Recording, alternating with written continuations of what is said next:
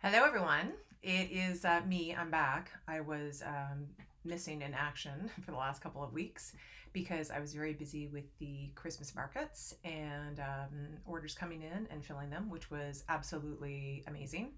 And it's abated now, so I'm back.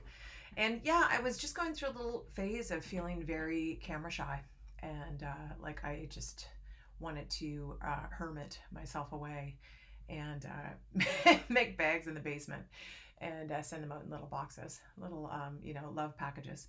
But here I am. I'm pushing past my shyness to welcome in Sagittarius season. I'm late to the game. I've already had numerous very close friends celebrate their birthdays, starting with November 23rd with my friend JJ, and the 24th with my one of my oldest friends, Tina, and then just through there with, anyway, I'm not going to name them all.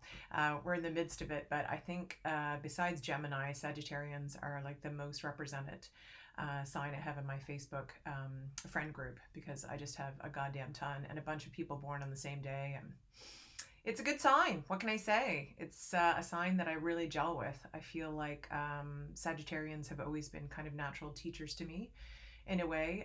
They've always understood me and forced me out of my sulky states or my kind of cold retreat states, especially Tina. So, Tina, I met Tina when I was 7, I think.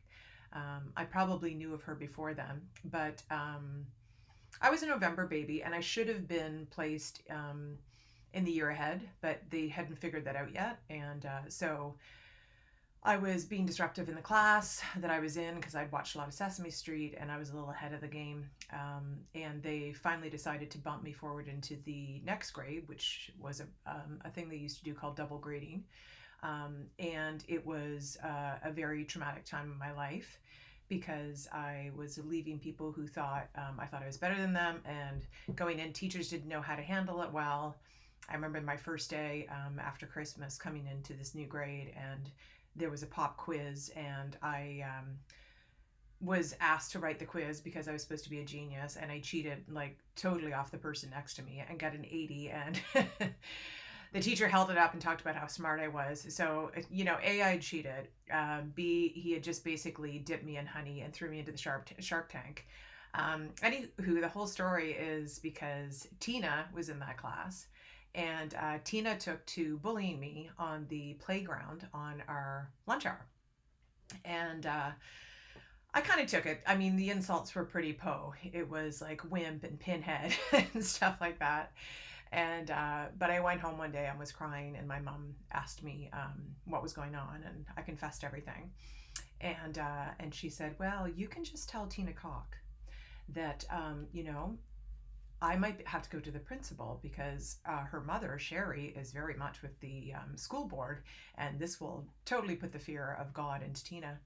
So the next day, when she was on the playground and decided to, make mincemeat out of me with her verbal attacks, I pulled that one out of my assault bag and basically said, my mother is going to talk to the principal, and he's going to tell your mother what you've been doing to me.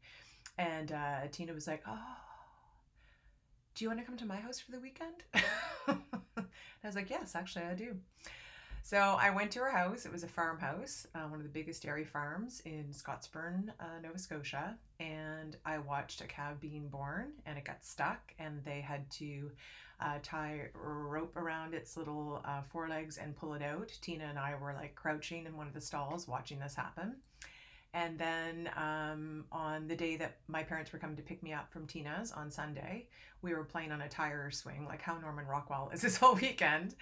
And Tina asked me if we could be best friends. So she really made up for her schoolyard antics, and we became best friends and are still to this day. So I love you, Tina. I love you, Bean. And a lot of my male closest friends through my life have been Sagittarians, and then like just some of the best people in the world. You know who you are, because I just have a barn full of these wonderful Sagittarian beings, and it's because they're fiery, they're very direct, they're very spontaneous and playful, and optimistic, and they say the things that you're not supposed to say in polite society. They've got wicked senses of humor.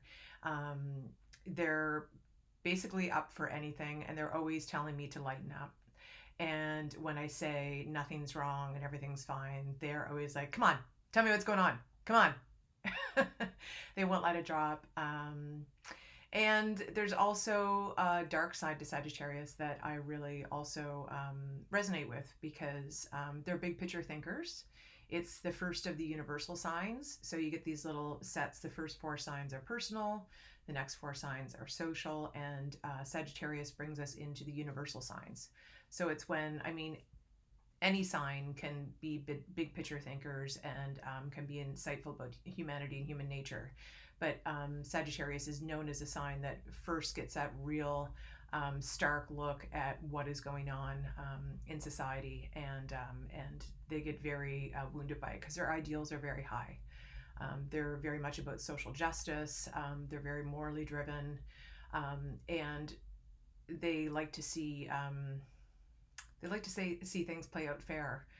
So there's a lot of Sagittarians that I know have been on a soapbox at least one point in their lives about some political issue or other, and they have very strong convictions about fair play and the way that the universe should run, and they get very frustrated by human stupidity and all of the vices and the greediness and the inequalities, all of that kind of stuff. These are the Sages that I know, and some of them can get a little bit depressive or poetic or downright crushed by the way the world is, which I also as a Scorpio really resonate with, because they're ruled by Jupiter, and Jupiter is the largest planet in our solar system, and it's very bright and has all of that buoyancy and the optimism and the wonderment and everything that Sagittarians are always lauded for, but it casts a dark shadow. So that is something that I can always sit and talk to my Saggy friends with for many hours on end, and it's kind of a secret that a lot of them carry because they put a brave front on in the world. So yeah, those are just a few reasons why I love Sag. God, I'm at 7 minutes 30, but I'm just gonna throw it up there. I don't think I have a lot of takes in me today, and I think that's a pretty good scoop of love for Sag. And that's all for now. I'll see you guys next week, and until then, have a great weekend.